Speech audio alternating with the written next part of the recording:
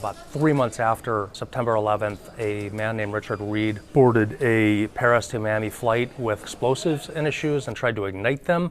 And by 2006, that policy was official. Everybody had to remove shoes when going through airport security checkpoints unless you were younger than 12 and older than 75. It is expected that the Transportation Security Administration is going to do away with the requirements that have been in place for about 20 years of having travelers remove their shoes when they pass through security checkpoints. Some airports have already put this new policy into place unannounced, where they are not requiring shoe removal. On Sunday, that's expected to go into effect for most U.S. airports, and shortly after that at all U.S. airports.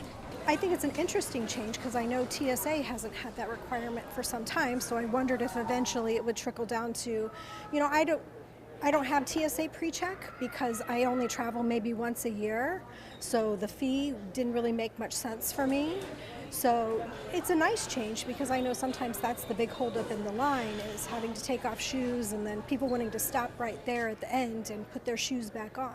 So I'm hopeful that maybe it will help with the flow of people through the security checkpoints. But I've had issues with traveling with my family when there's 4 or 5 of us, if my in-laws are with us, where we have to wait for my elderly father-in-law to put on his shoes, which is hard for somebody who isn't very mobile, doesn't have that great mobility. So when we travel with him, I think it'll be a great help, yes.